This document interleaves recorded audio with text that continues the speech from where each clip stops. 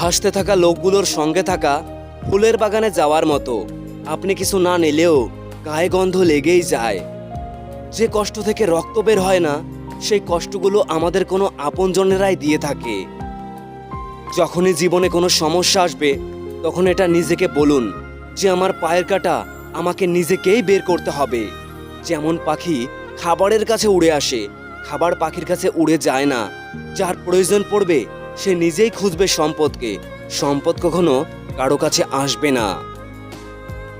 কোন মানুষ কোন কথাকে কিভাবে বুঝবে সেটা তার উপর নির্ভর করে। কেউ অন্যের থালা থেকে কেড়ে নিয়ে খাওয়াকে ভালো মনে করে, আর কেউ নিজের থালা থেকে অন্যকে খাইয়ে সন্তুষ্ট মনে করে।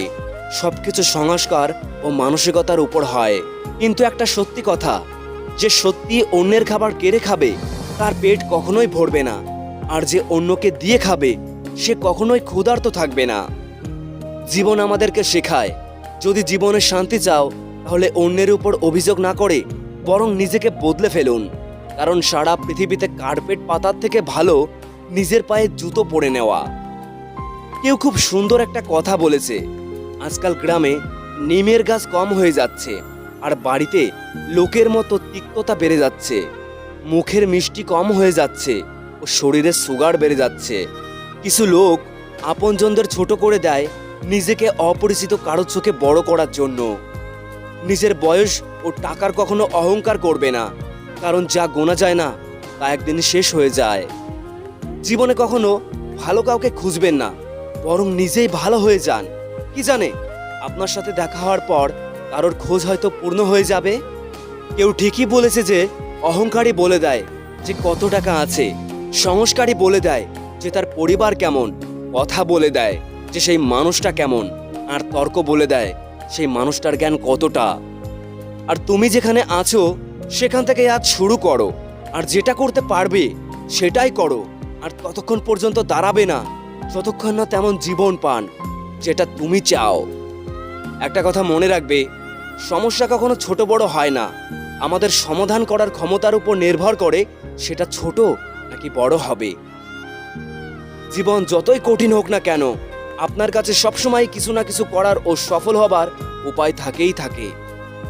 যখন প্রয়োজনের থেকে বেশি পাওয়া যায় সেটা হলো ভাগ্য, আর সবকিছু থাকার পরেও যে কান্না করে সে হচ্ছে হতভাগ্য। আর জীবনে কিছু কম পাবার পরেও যে খুশিতে থাকে তাকেই বলে সৌভাগ্য। ওই লোকগুলো কখনোই কারোর আপন হতে পারবে না যারা বন্ধু ও সম্পর্ক কাপড়ের মতো বদলে ফেলে। যারা স্বপ্ন দেখতে ভালোবাসে তাদের কাছে রাত অনেক ছোট মনে হয়, আর যারা স্বপ্নকে পূর্ণ করতে ভালোবাসে তাদের কাছে দিন অনেক ছোট মনে হয়। খারাপ সময়টা হয়তো অতীত হয়ে যায়, কিন্তু মানুষের খারাপ ব্যবহারটা কখনোই অতীত হয়ে যায় না।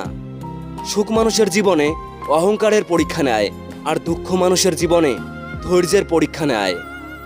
মোমবাতির ভিতরে সুতোটা মোমবাতিকে বলে, জ্বলছি তো আমি, কিন্তু তুমি কেন কাঁদছো?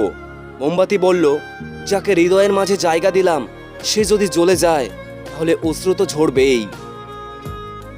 খারাপ ও ভালোর মধ্যেও খারাপ দেখতে পাবে, ভালো ও খারাপের মাঝেও ভালো দেখতে পারবে। সবকিছু নিজের উপরই নির্ভর করে, যে যেমন সে তেমনই দেখতে পাবে। যদি আপনার চোখ সুন্দর হয় তাহলে আপনার কাছে পৃথিবী সুন্দর লাগবে, কিন্তু যদি আপনার কাছে মুখের কথা সুন্দর হয় তাহলে আপনি পুরো পৃথিবীর কাছে সুন্দর লাগবে। যদি আপনার চোখ দুটি সত্যি সুন্দর হয় তাহলে সামনে থাকা মানুষটার ভালোটাই আপনি দেখতে পাবেন। যদি আপনার মনটা সুন্দর হয় তাহলে সামনে থাকা মানুষগুলোকেও আপনার ভালো মনে হবে। পৃথিবী যতই বদলে যাক না কেন, আমরা কখনোই বদলে যেতে পারবো না, কিন্তু আমরা যদি আমাদের চিন্তা ভাবনাগুলোকে বদলে নিতে পারি তাহলে আমরা অবশ্যই খুশি হতে পারবো। একবার একটি নাস্তিককে একজন আস্তিক বলে, তুই তো রবের উপর অনেক ভরসা করিস তাই না? তাহলে যা একটি পাহাড় থেকে লাফ দে, দেখি তো রব তোকে বাঁচায় কিনা। তখন আস্তিক অনেক সুন্দর একটি উত্তর দেয়, এটা আমার রবের কাজ যে তিনি আমার পরীক্ষা নেন, এটা আমার কাজ নয় যে আমি রবের পরীক্ষা নেব। একবার একটি লোক একজন মহাত্মাকে বলে, আমরা রবের সামনে মাথা নত করি, কিন্তু কেন? তখন মহাত্মা বলে, আমাদের চিন্তা, আমাদের ভাবনা আমাদের মাথার মধ্যে এতটাই প্রবল থাকে আর যখন আমরা রবের সামনে মাথা নত করি, তখন আমাদের ওসব চিন্তাভাবনা আমাদের ব্রেন থেকে রবের কাছে চলে যায়, আর আমরা চিন্তা ভাবনা থেকে মুক্তি পেয়ে যাই। তাই আপনি যখন কোনো চিন্তায় থাকবেন, তখন বেশি বেশি করে রবের কাছে মাথা নত করুন। খুশি আমাদের অল্প সময়ের জন্য ধৈর্য দেয়, কিন্তু ধৈর্য সব সময়ের জন্য আমাদেরকে খুশি দেবে। প্রতিটি নারীকে সম্মান করুন, এই কারণে নয় যে সে একজন নারী, বরং এটা প্রমাণ করার জন্য যে যে আপনাকে সংস্কার দিয়েছেন তিনিও হলেন একজন নারী। জীবন হচ্ছে একটি বাঁশির মতো, যার মধ্যে বাধা দেওয়ার মতো অনেক ছিদ্র থাকে, কিন্তু যে এটাকে বাজানো একবার শিখে যাবে, সে জীবনে বাঁচা শিখে যাবে।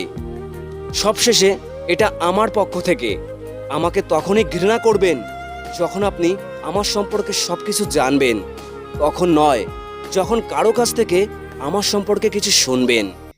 ভালো থাকবেন।